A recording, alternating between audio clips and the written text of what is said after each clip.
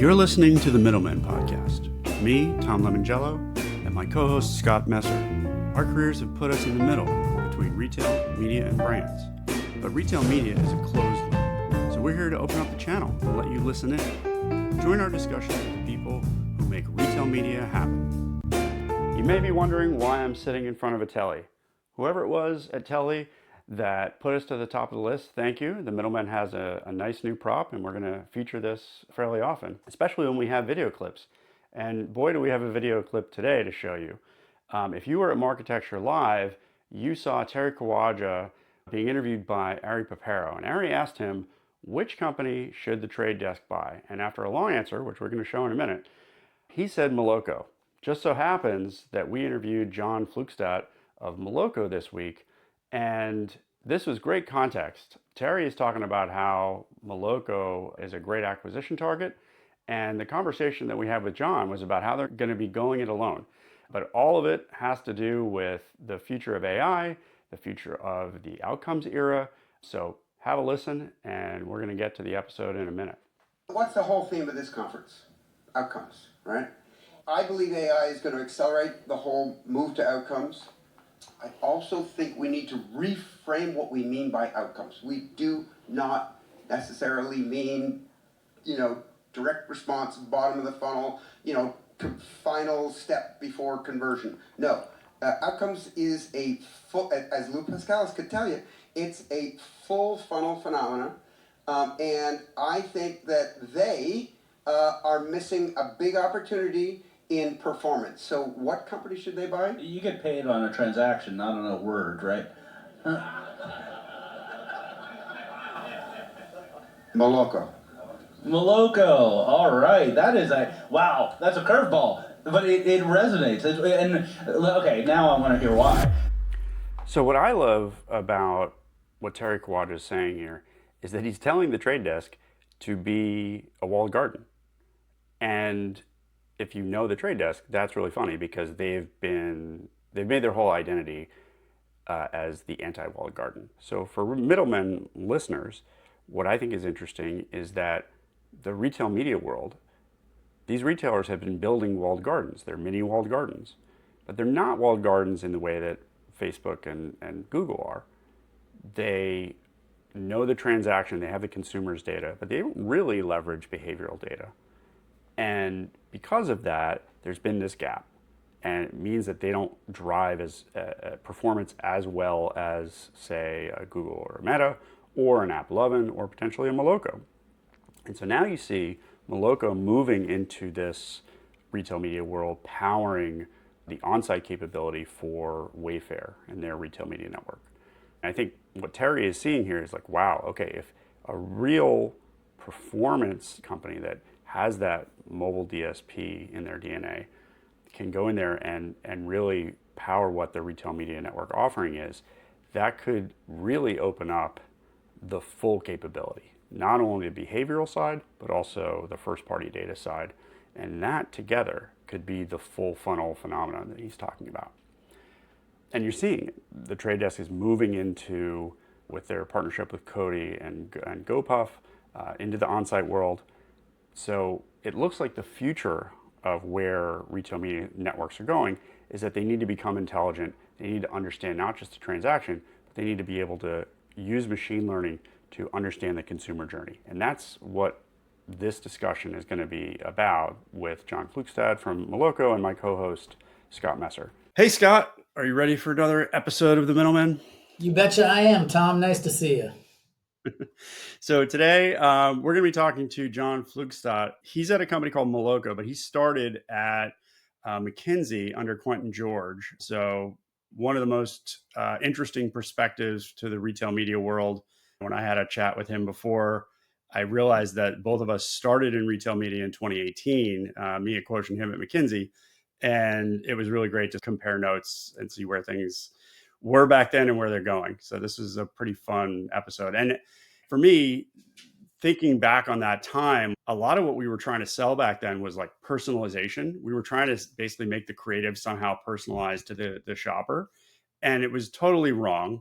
And the data that we had to use for that was really just transactions. We didn't have very much behaviorally about the consumer. And I think it was just kind of like the ad servers and the data infrastructure weren't really ready to handle consumer journeys.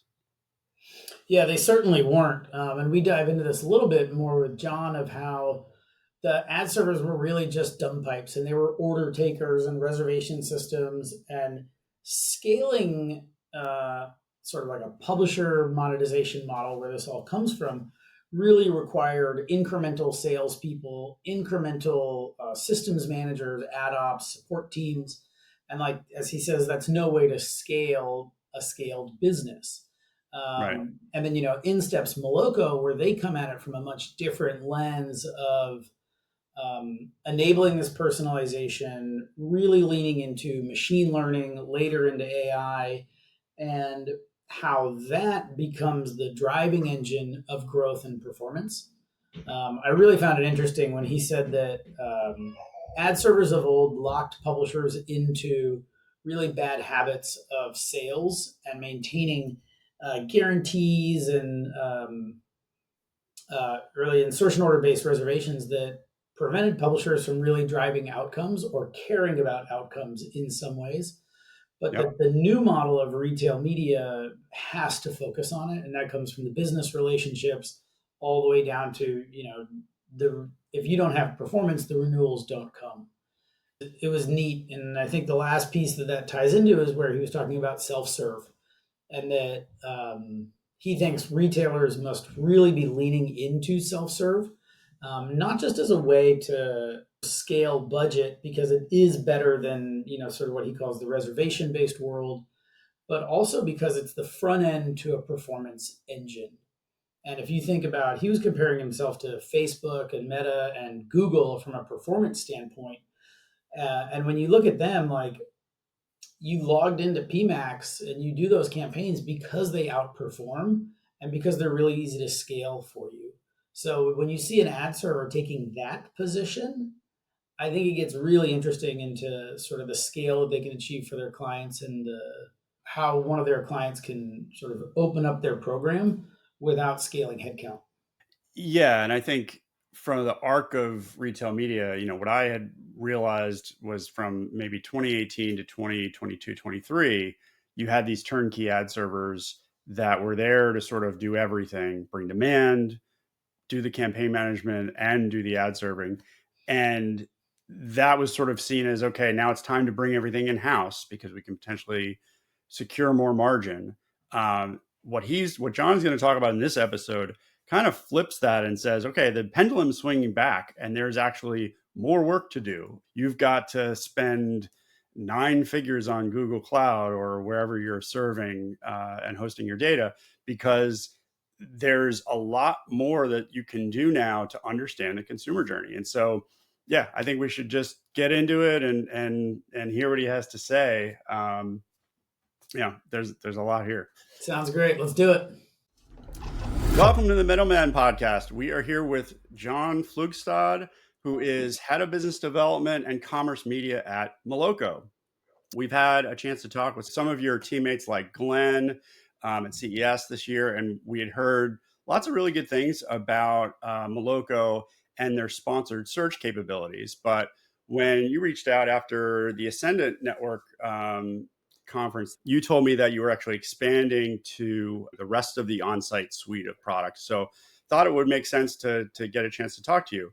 But before we get into all of that, first of all, welcome, and tell us a little bit about yourself, because you have an interesting background. You were at McKinsey for a while, so tell us about how you got to where you are.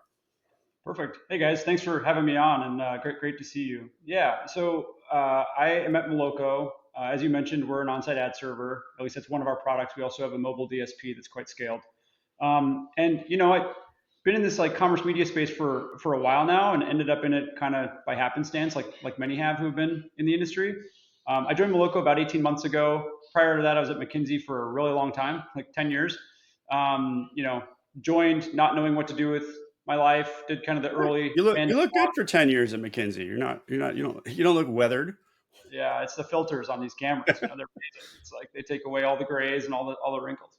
And kind of didn't know what to do with my life, but ended up falling into a pocket of really great people kind of midway through the McKinsey tenure, and working on some early retail media networks in kind of the 2018, 2019 timeframe when it was kind of being called retail media and folks were transitioning from these legacy kind of tools and approaches, the Quotients of the world and the other sort of, Yeah, that was my starting gun was 2018 too. So yeah, that was a fun time. And it was also fun just because like Quotient didn't realize what we had. And so they were like, let's rename it retail performance media. And like, now that I hear people are head of commerce media, and then Harvey Ma over on the CPG guys yesterday was saying it's retail experience media. I'm like, you cannot kill this term retail media. It just doesn't, it's not going to go away. Yeah, just let it be the thing, right? It's fine. We all agree on that.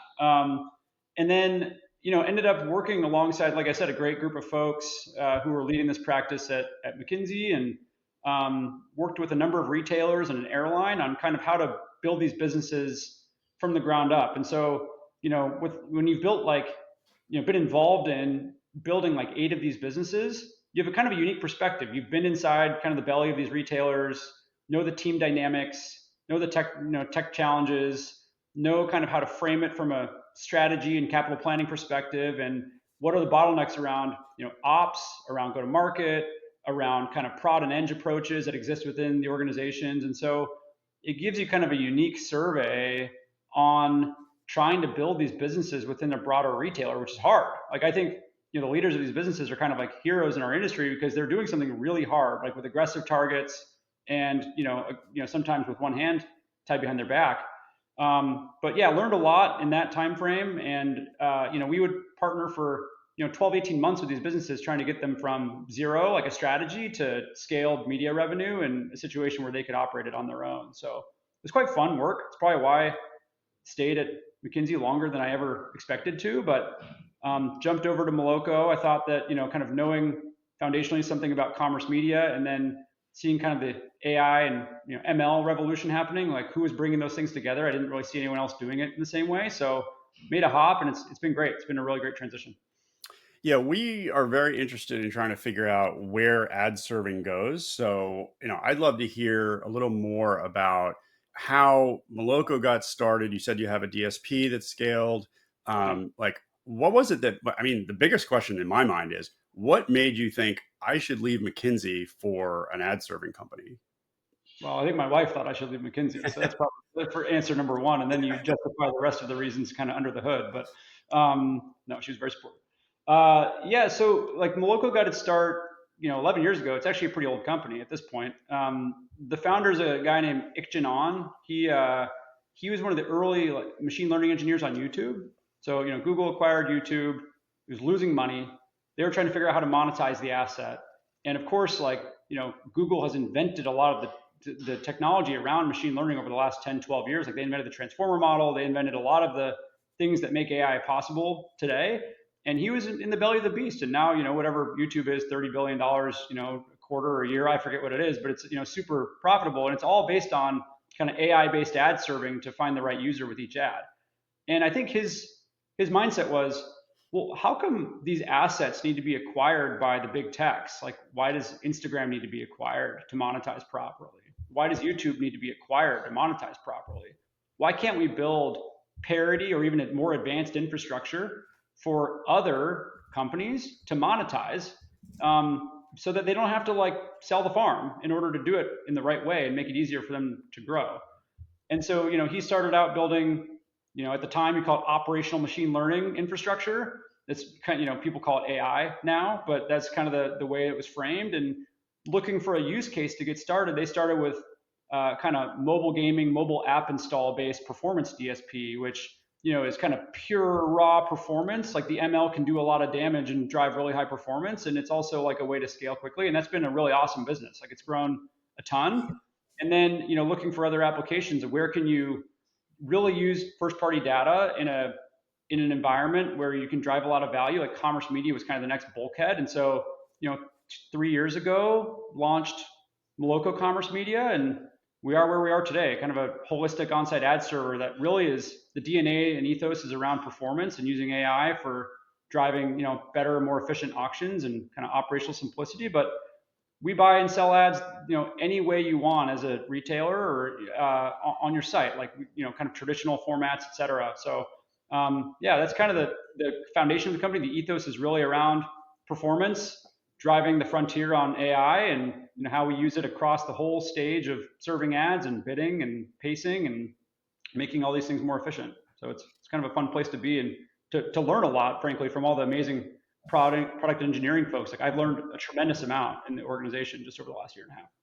I absolutely love that evolution, and it's a great story. I want to get back to this moment, but before that, like, what were those years like of Moloco between the founding and the retail media sort of boom there? What was Moloco before retail media?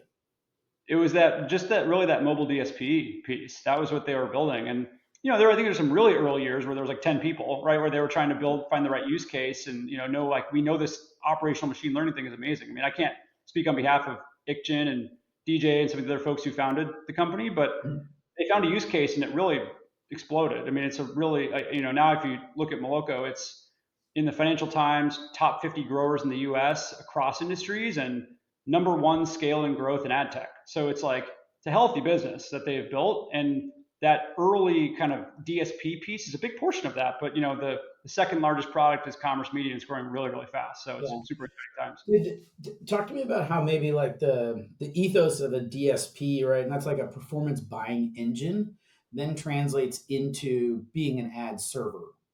I'll give a moment here, like in programmatic display, there's always been a lot of theories of why can't a publisher use a DSP to buy their own inventory on behalf of a client and make it a more performant campaign? Because we publishers who use Google Ad Manager say that Ad Manager is a very dumb pipe, and it just executes orders and it doesn't think about anything except really pacing, with a couple exceptions. So how does like the ethos of what a DSP was move into sort of the founding of the ad server, and how does that set the ad server up for performance retail media or whatever Tom doesn't want it to be called? That's such a good question. And in fact, I think ad serving is actually a better use case, even sometimes in the DSP, for where you can use that kind of performance mindset to drive efficient outcomes. Why? Bunch of reasons. One, you're doing it if you're like a retailer and you're using, say, our ad server, you're doing it in your own and operated digital properties where you have like complete control over the auction. So you have all of the signals, you have all of the data. You've got your longitudinal customer data. B, you've got all the data on your catalog and products, which you can like learn on, use image embedding models, LLMs on reviews. It all becomes data, right? And then C, you have all the real-time browse events. Like, just like Meta uses their Andromeda and Gem models for predicting sequences for driving the most efficient ad unit, like you can do that too. And so you have amazing, like a corpus of data that's insane that you can, and wasn't really being used. Like you said, the GAM kind of dumb pipes, like, yes, there's some intelligent pacing. Yes, there's some decisioning across like exchange-based demand. But exchange-based demand sucks if you're a commerce media network. It's just cheap. It's like you're forgoing value in a major way. Moreover, like the reliance on tools like GAM meant that you were cementing a whole bunch of bad habits around the manual way of selling. So you had to do like IO based, like, upfront selling, very manual.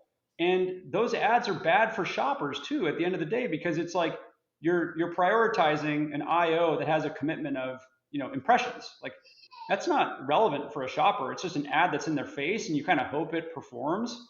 If you're a retail media network, you have all this data to balance the interests of the advertiser and the shopper.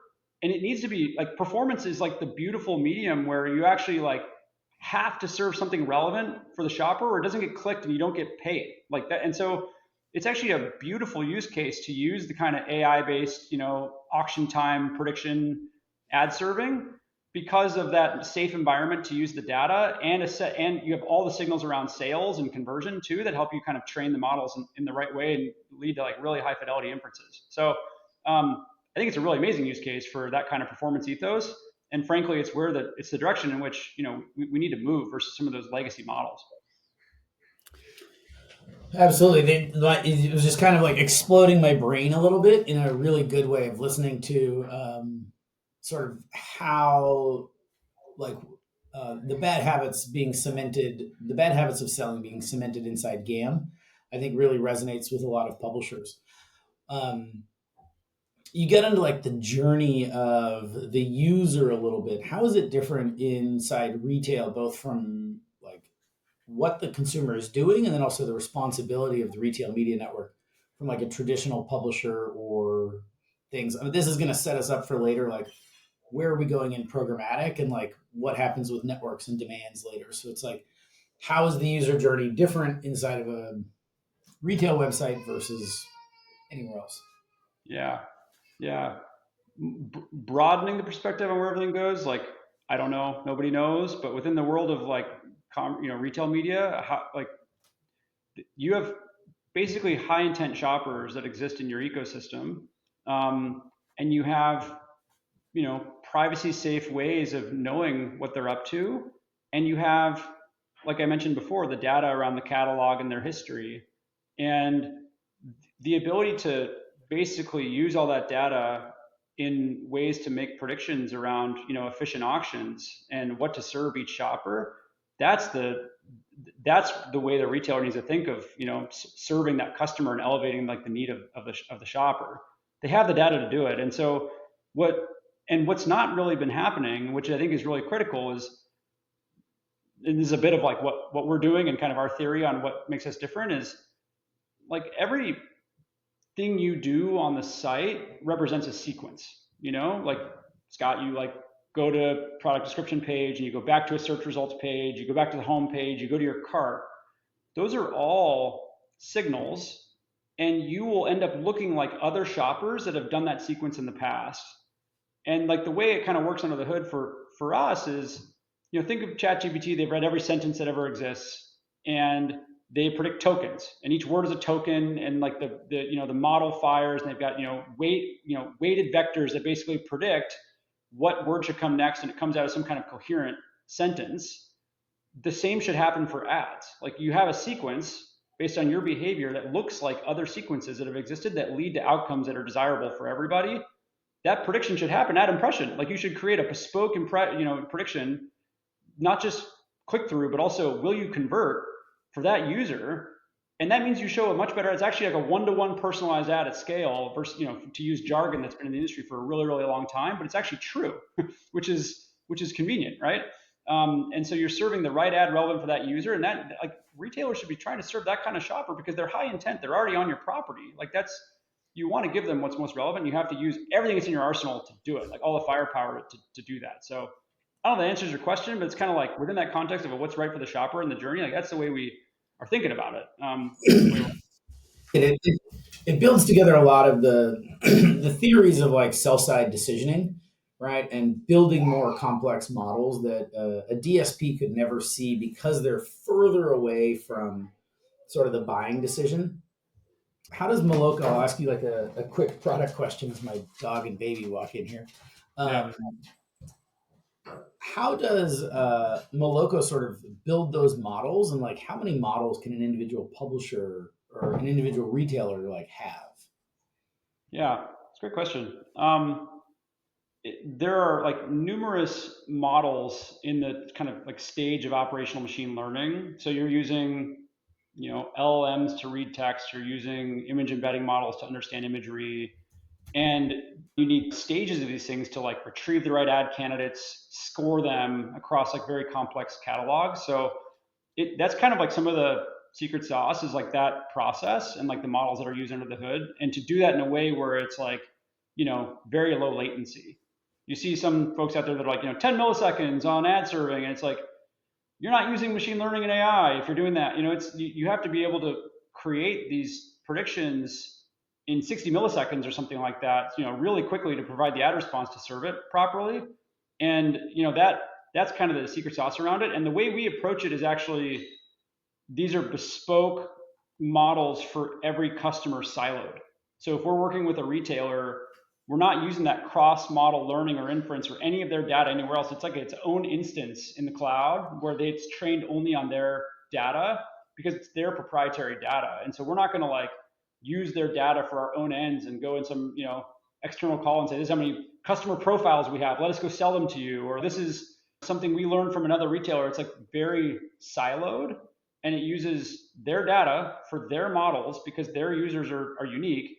And so, it doesn't really matter like how many models you have, but like how you use the data and like the flow of models to be able to get to predictions pretty quickly is really important, because every millisecond counts. Like that's how, Google in its early days would give you the time it took to the search result because they know time was paramount. That's why they invented a lot of the tech they did, because they were trying to do predictions fast. And so, again, like how many models? I don't know. I'm not an engineer.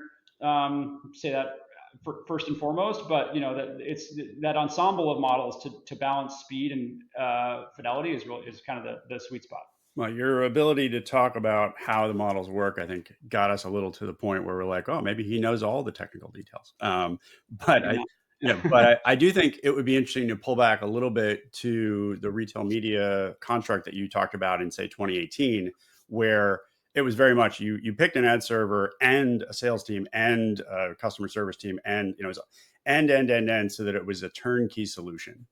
When we had our discussion, I think it was probably a month ago, we talked about that post that Catherine Lundstrom wrote at Adweek about how the traditional go-to partners is fragmenting in terms of ad serving in the retail media space.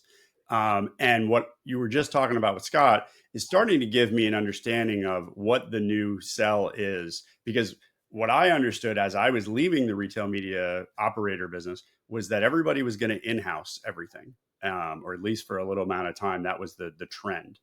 And you're out there trying to sell an ad server where you're probably not suggesting to in-house because you're doing all of this stuff with AI. So can you talk to me about what the market is like today?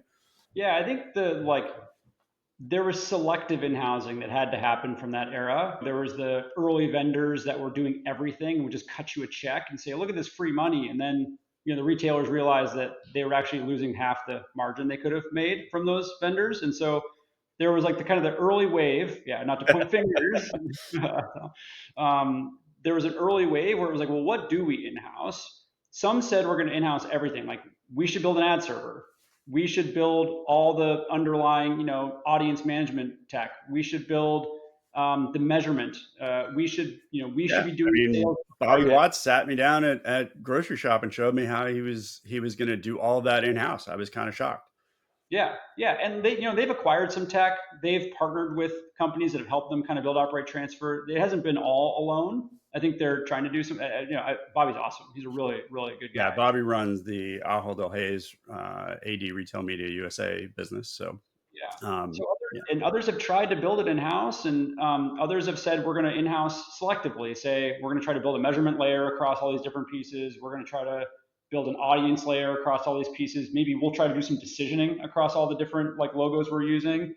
That's also been really hard. If you think about where a lot of the media networks are now, is either they've tried to build everything and they're kind of hitting a wall because the number of expensive AI engineers you need to hit this next wave, like what ad serving looks like, is actually very challenging. How many do you need? Do you need engineers? I thought you just put things in the model and you get what you need. Yeah. No, you do. It turns out, you need lots of engineers, and it turns out engineers are expensive. But I think you're giving us the answer that the tech is there, but do you still have to do the selling? Yes, because of the special relationship you have with that vendor. If you're a retailer, there's going to be high touch for some top tier of your vendors. Like if you're Dick's, you have a special relationship with Nike. It's just the nature of it. Like there's so much, retail media is one component in a broader merchandising and strategy together where you're trying to drive top line growth. And Brian Monahan talks about this. Like the beauty is the shared incentive across both to drive top line sales. Where I think media networks have gone wrong is they've over-indexed on that model for too broad of a set of vendors, not just the strategic ones, and it's not scalable. Then it's like I need to add another sales head with 100K quota to get my media sales up, and you're literally just counting the people you need to grow your media network. That's not going to work. That's not what Meta's doing. No scale digital media company has done that. In terms of this is the way I get to sale. They're self-serve native. They make it really easy to buy. And so is it 100% that way? Absolutely not. But there needs to be a shift in terms of the amount of which is being bought self-serve or in ways that advertisers want to buy, to make it a lot easier to access. It doesn't mean you like lose the controls as a retailer, but it means that like IO based upfront sales model needs to be less of the like crutch, because it's just too hard. It's just way too much work in our opinion. So, I think it like changes the nature of what you means by demand in that regard. And, it means that there's new approaches that can be tried that I think, Well, what does Moloco consider? What's your positioning around demand? Do you support some sort of demand model that you help your retailers with? Yeah. It's such a good question. Because demand is like such a hot topic. And I think we frame the problem a little bit differently. The problem statement is really like, how do we increase bids and budgets to drive auction density? Like, and if that's like the problem framing, it takes away some of the like expectation or the way we've conflated demand, I think, in the market, which is, do I have like a boiler room of sellers that are like dialing for dollars? That can be a piece of it, no doubt about it, but that's not it by any measure. And that has all kinds of problems. Like if your ad tech is the one that's dialing for dollars on behalf of your retail media network, they're also dialing like across retail media networks.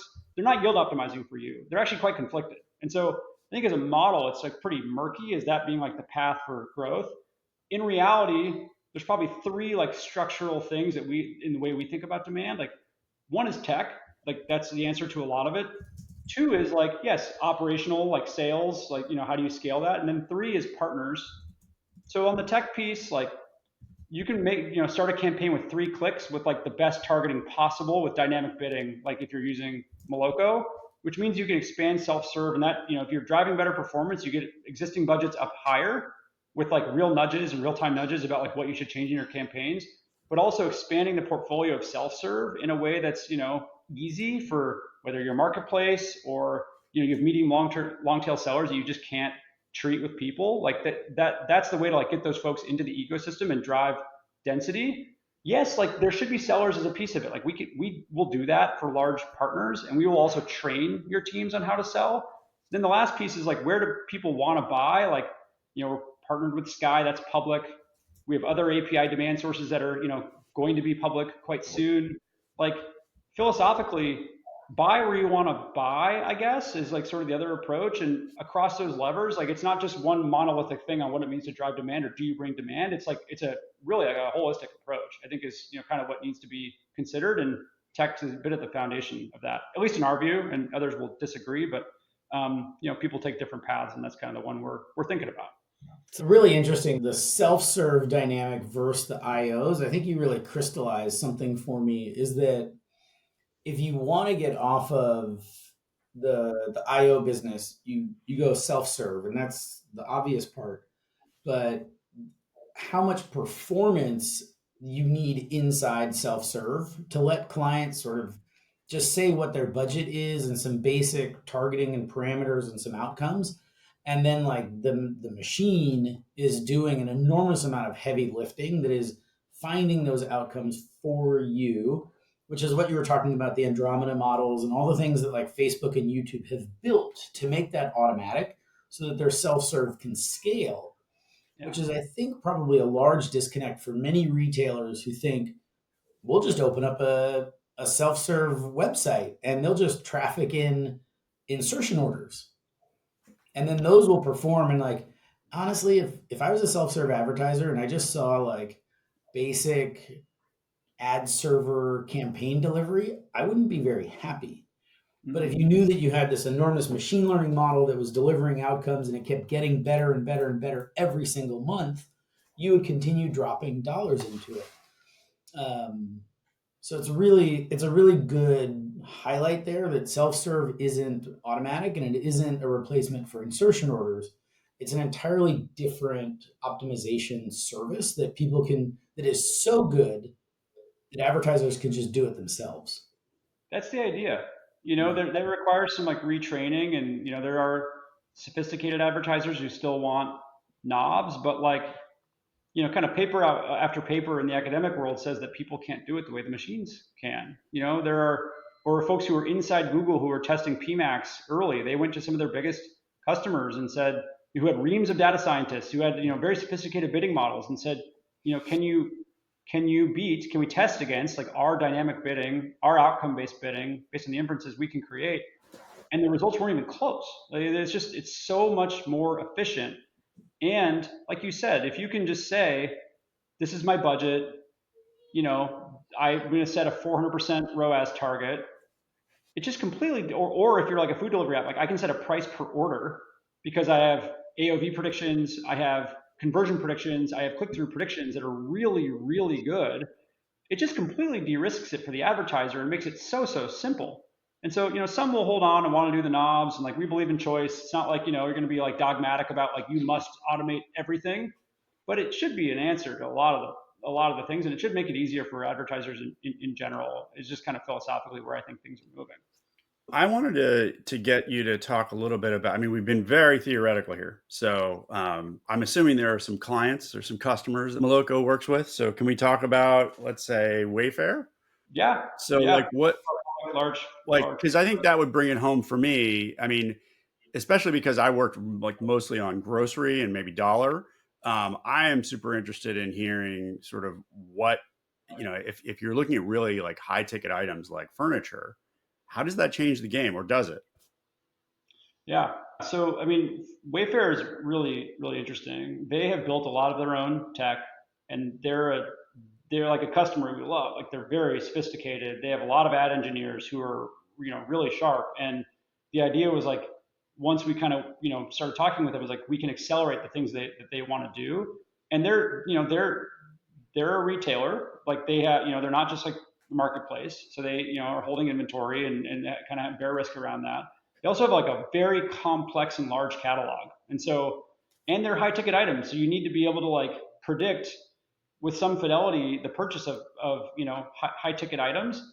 And so, we power some of their ad formats, not all of them, but they're a really deep partner of ours. And, like the performance has been outstanding together. Like we love the partnership. We've spoken at a few kind of conferences together because it's just really like a better together story. Like pretty quickly, we did like a proof of concept with them, and the improvement of click-through rates and like performance was really marketing. Like, I'm not going to like share specific numbers. There's a lot of, I think egregious number sharing in our industry of like, we did this, and that's fine. I always tune those out anyway. It's fine. 20x their ad revenue or whatever. Like, that's silly. It's a very sophisticated team, and we help them go farther faster. And it's a really awesome, deep partnership, and one we're really proud of. And, now we're going to be onboarding some other like major retailers here in the next quarter where, I think folks feel like our tech and our approach is a little bit different, and they want to build something that's pretty differentiated and kind of that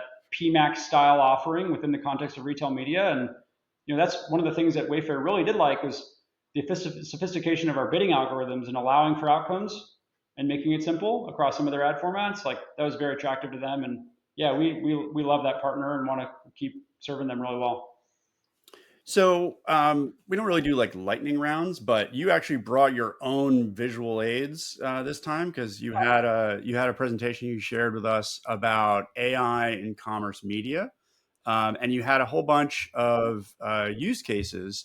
And I wanted to sort of, for those who are watching on YouTube or on Spotify, you can see this on your screen. But if not, for those who are on Apple, let's go through some of these and talk about what we have, because I think it's interesting the way that you've set this up in creator use cases, optimizer use cases, and operator use cases. So like, give us the voiceover for this slide and tell us sort of why you think Moloco cares about these use cases.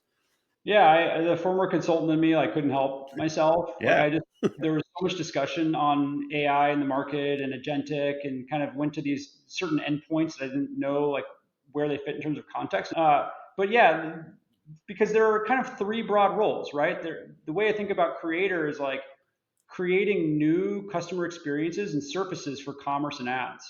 That's where a lot of the discussion goes, I think. But changing the fundamental way customers will interact with ads and AI enabling that is a key piece. I think very, very transformative, and one we should talk about. The pieces where there's really impact happening right now, and where there's real juice to squeeze is on optimizer and operator. Optimizer meaning how are you decisioning on ads and using data to personalize ads for your customers? And then the last one is operator, like how are you making your ops more efficient? Whether it's some really exciting startups and tools around creative generation, Gen AI based creative, whether it's ad ops or rev ops or measurement or like these different pieces that agents can do pretty well because they're kind of processes that are pretty predictable, or underlying pieces like audiencing or generating insights from campaigns or new intelligence on, these are things that these models can do really effectively.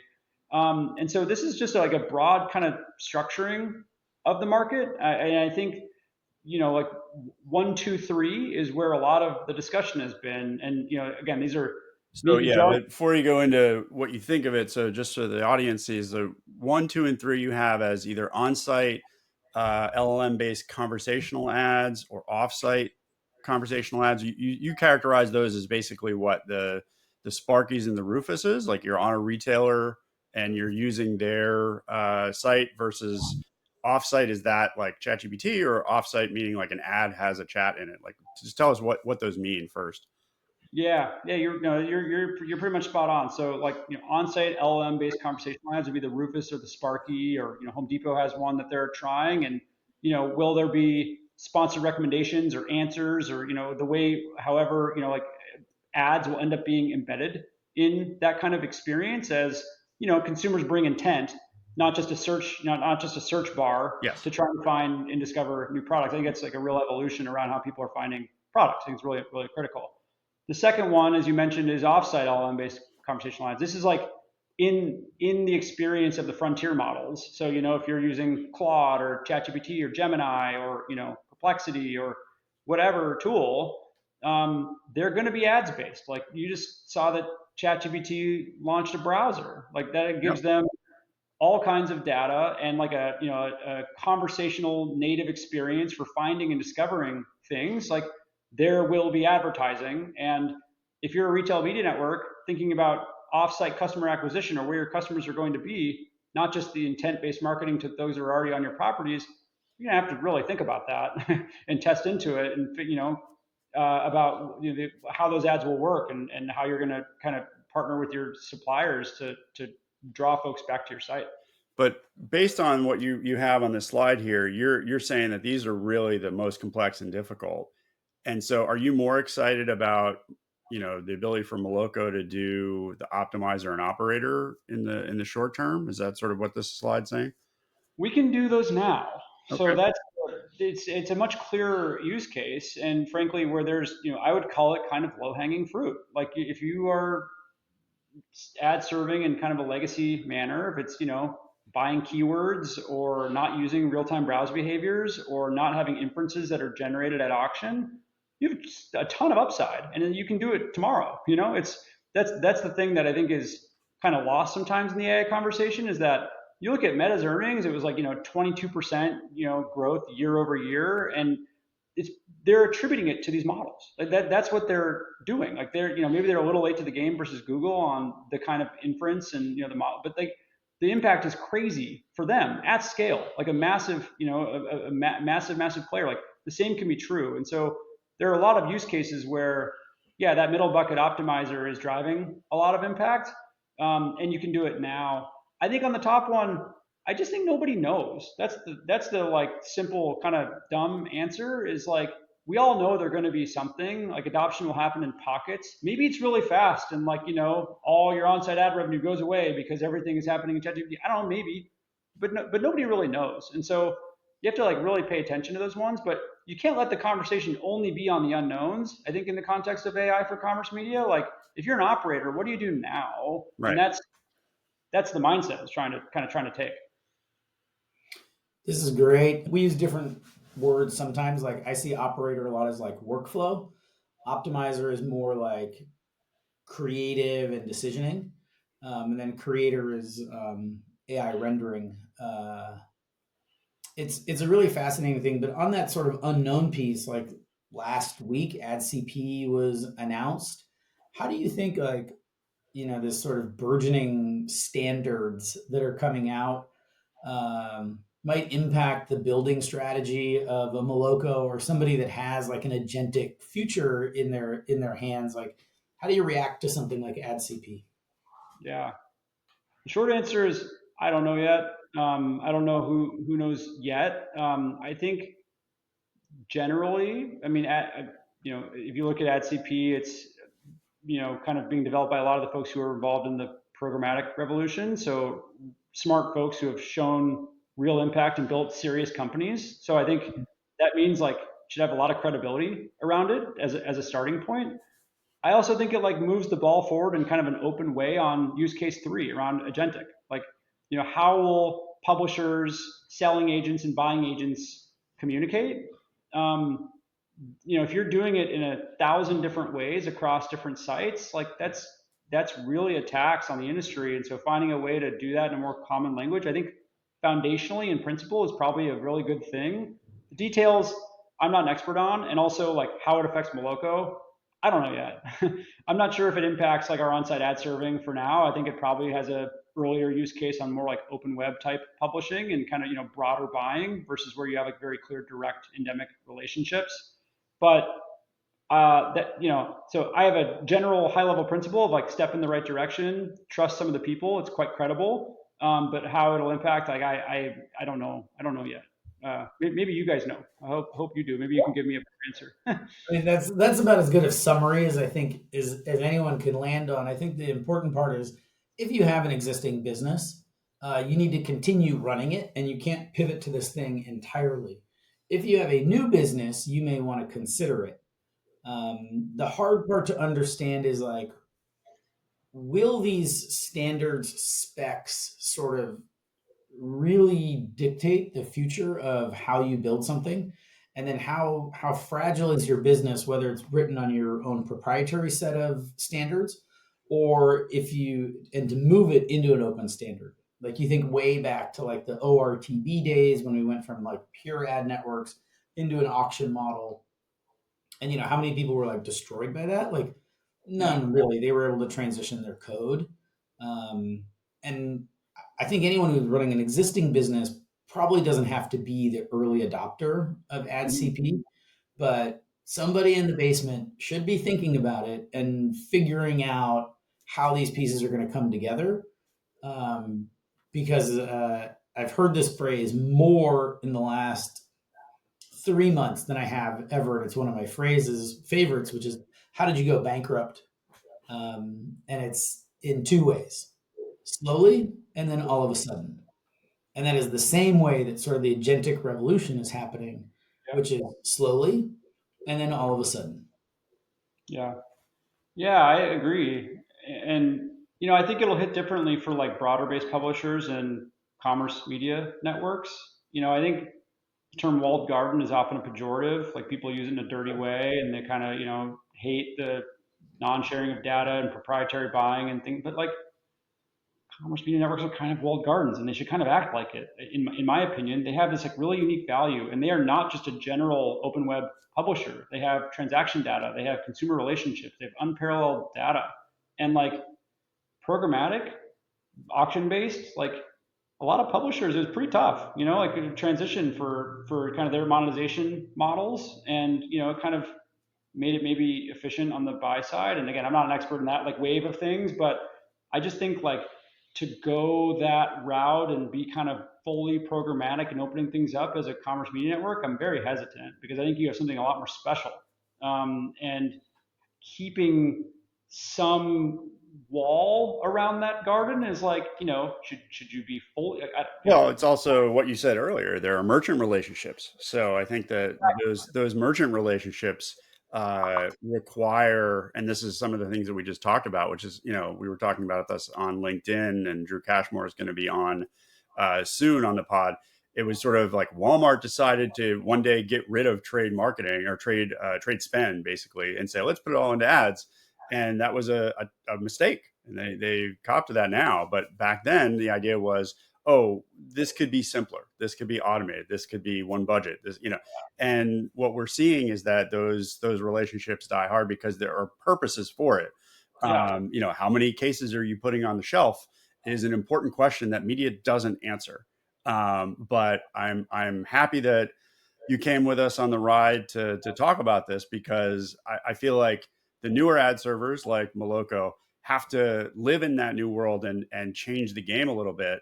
And so, yes, there are walled gardens, but how much is data collaboration? How much is what you were talking about in terms of sequencing the buyer behaviors? So those are the types of things. Honestly, that's the reason why we talk at the Middlemen, and why Scott's on, is to make sure that we're talking about things like AdCP and others that are at the bleeding edge. So I want to thank you for joining the Middlemen, and hope to keep in touch.